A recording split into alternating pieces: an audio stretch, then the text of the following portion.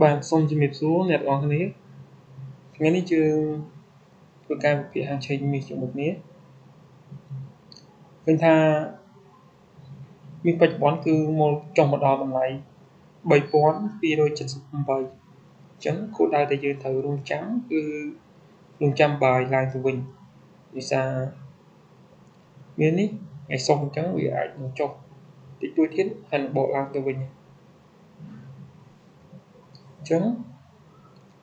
hãy ấy ban chỉ dưỡng luôn trăm cho bài nơi vì đồng bọn này ta dân cô trăm xe với nơi đồng bọn này chứ như cùng anh lại nó vì đồng bọn resistance nhưng mà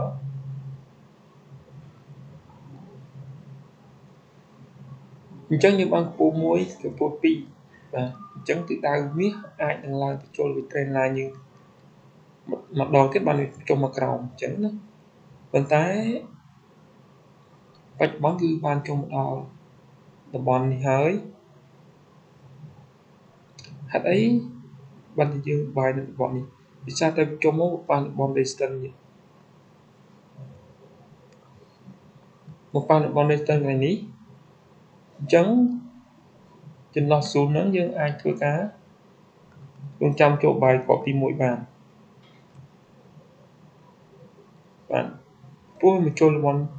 resistance muối pi hay đến support chẳng là bọn này cứ chia là bọn này rừng mua mùi đá tại vì ai mà phải là bọn số là nó ấy bộ làm từ lời mình và ta ní chia crop tìm muối thì sao ta không làm với nơi khuyên trong trái miệng tôi mình khen nó thì conform thế chẳng như ai tìm nơi crop tí phí thì crop tí phí mà đó là bọn support trong cái biểu mình bọn support phần mình chẳng cao việc tiếp xá như một ngàn việc mua được bọn bắt cho anh tê vì ai nung break lập bọn này dừng chộp ra chẳng như đang lập bọn tìm muối lập bọn tìm phí lập bọn tìm muối chộp của tôi mồi môn tới lập bọn tìm phí nhưng vậy bộ hình thùng định tới nó chia ok nó cái tôi văn phó trong đây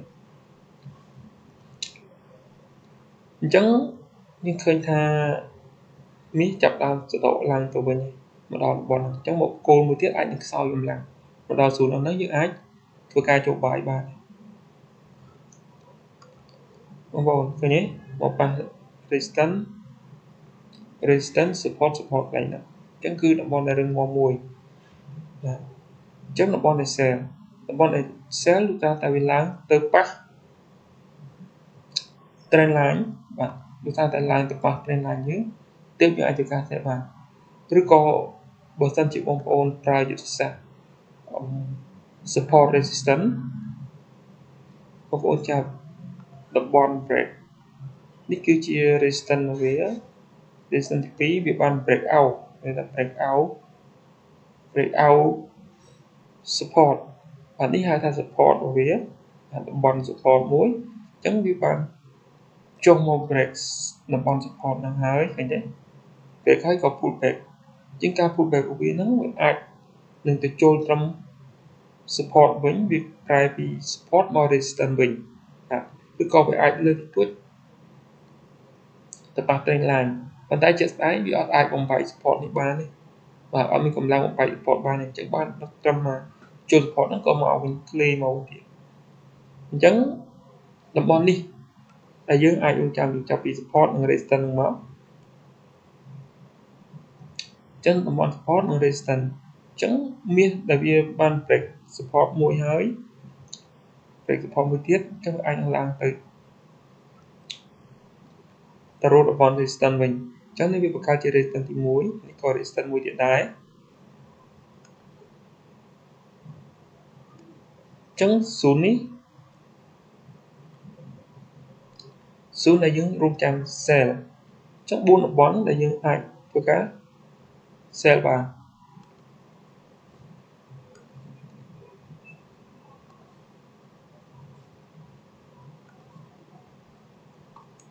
ឡើងដល់នោះយើងអាចធ្វើការ cell គ្រាប់ទី1មក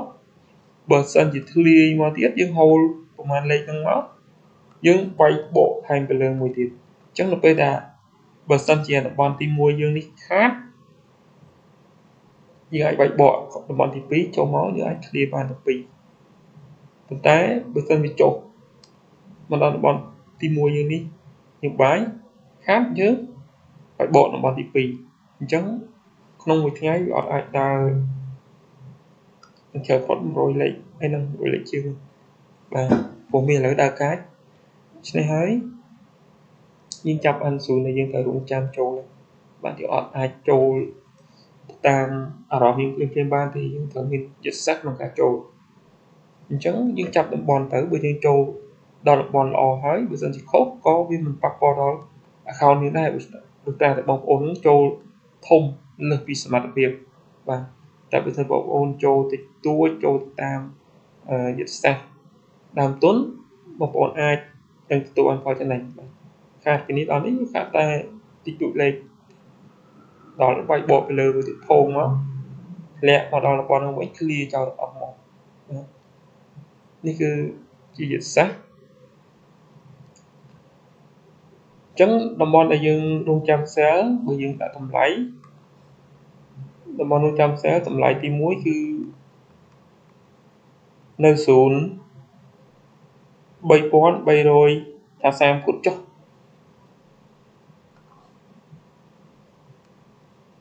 នៅចន្លោះ3325មក3330គត់ចន្លោះ5លេខ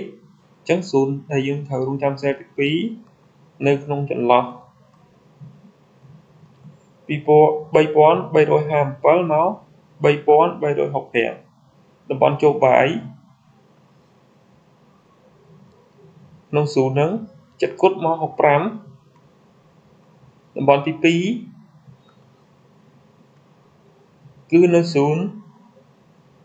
ថា40គត់ចុះ3239.14មក2330គត់បាទអញ្ចឹង4តំបន់ហ្នឹងដែលយើងរកចាប់ក្នុងការចូលបាយនិង sell